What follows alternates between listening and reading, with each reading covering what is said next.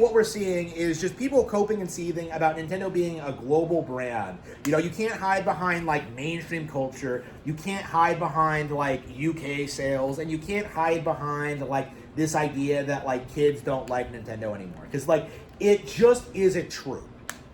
And what we're seeing is like a huge crackdown on a lot of established narratives in regard to the company.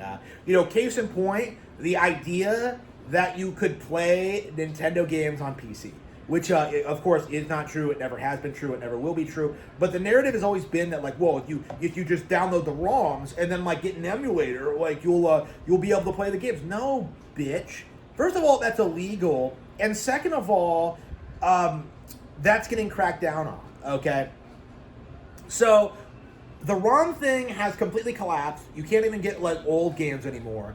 And what's more is that we're seeing more and more that it's getting increasingly difficult to emulate new Nintendo hardware.